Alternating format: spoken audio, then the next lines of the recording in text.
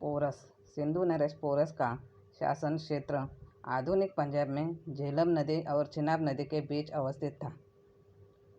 उसकी राजधानी आज के वर्तमान शहर लाहौर के पास थी। महाराजा पोरस सिंध पंजाब सहित एक बहुत बड़े भूभाग के स्वामी थे। उनकी कद काठी विशाल थी। इतिहासकार ईश्वरी प्रसाद एवं अन्य का मानना है कि पोरस शूरसेनी था। प्रसिद्ध यात्री मेगास्थनीज का भी मत था कि पोरस मथुरा के शूरसेन वंश का था, जो अपने को यदुवंशी श्री कृष्ण का वंशज मानता था। मेगास्थनीज के अनुसार उनके राज ध्वज में श्री कृष्ण विराजमान रहते थे तथा वहाँ के निवासी श्री कृष्ण की पूजा किया करते थे। टॉड तथा अन्य इतिहासकारों का कहना है कि श्री कृष्ण की मृत्यु के बाद शूरसेन वंश के कुछ लोगों ने मथुरा एवं द्वारका से पश्चिम की दिशा में विस्थापित होकर आधुनिक पंजाब एवं अफगानिस्तान के पास एक नए साम्राज्य की स्थापना की। इसी साम्राज्य का सबसे प्रतापी राजा पोरस हुआ। 326 पूर्व की बात है, जब मैसिडोनिया का शासक सिकंदर विश्व विजेता बनने के लिए निकल पड़ा था। सेना सहित उसने भारत की सीमा पर डेरा डाल दिया था, परंतु भारत पर कब्जा करने से पहले उसे सिंध के महाराज पोरस से युद्ध करना जरूरी था। पोरस की वीरता के किस्से वह पहले ही सुन चुका था। पोरस की विशाल सेना और मतमादे हाथियों से भिड़ना उसकी सेना के लिए कठिन था। इसलिए उसने महाराजा पोरस से दुश्मनी की जगह दोस्ती का हाथ बढ़ाना ही उचित समझा। वह महाराजा से संधि करना चाहता था। सिंध को पार किए बगैर भारत में पैर रखना मुश्किल था। महाराजा पोरस सिंध पंजाब सहित एक बहुत बड़े भूभाग के स्वामी थे।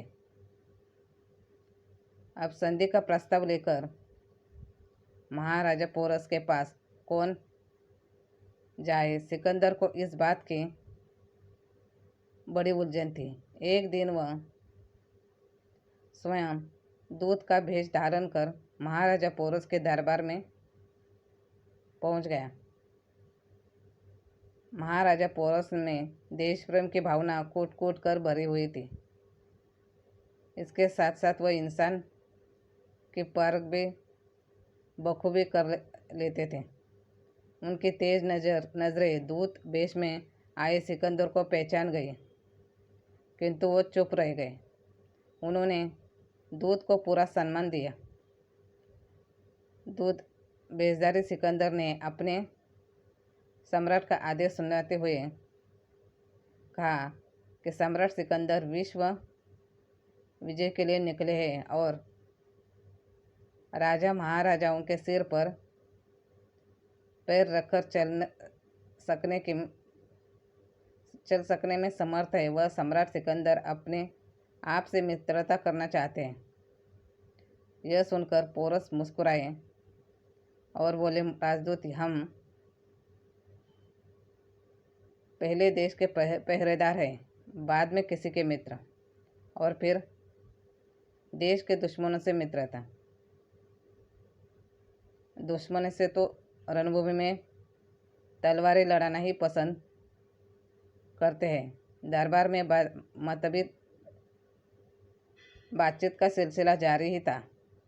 तभी रसोइये ने भोजन के लिए आकर कहा, दूत को साथ लेकर महाराजा पोरस भोजनालय पहुंच गए। भोजन कक्ष में मंत्री, सेनापति, स्वजन आदि सभी मौजूद थे। सबके सामने भोजन परोसा गया, किंतु सिकंदर की थाली खाली थी।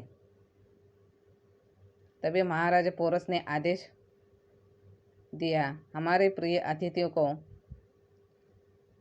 इनका प्रिय भोजन परोसा जाए।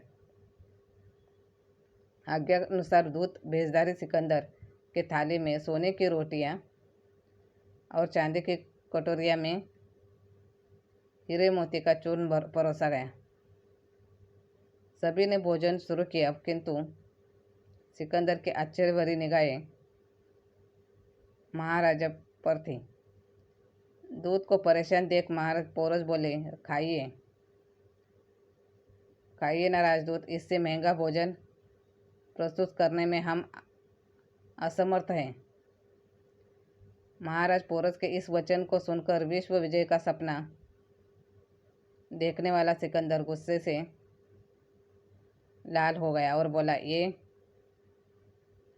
क्या मजाक है पौरवराज, यह कोई मजाक नहीं है, आपका प्रिय भोजन है। ये सोने की रोटियां ले जाकर अपने सम्राट सिकंदर को देना और कहना कि सिंधु नरेश ने आपका प्रिय भोजन भिजवाया है।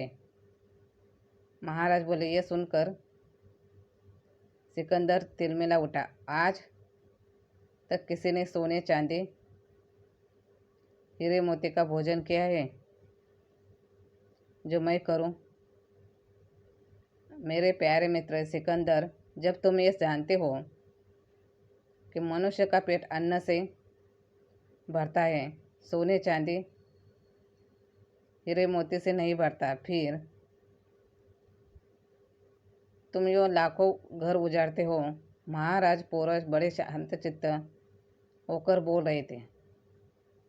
मित्र, उन्हें तो पसीने की खाद और शांति की हवा चाहिए, जिसे तुम उजाड़ते, नष्ट करते घूम रहे हो। तुम्हें सोने चांदी की भूख ज़्यादा थी, इसलिए मैंने यह भोजन बनवाया था। अपने पहचाने जाने पर सिकंदर घबरा गया, परंतु महाराज पोरस ने बिना किसी विरोध व क्षति के सिकंदर को सम्मान सहित उसकी सेना तक भिजवा दिया।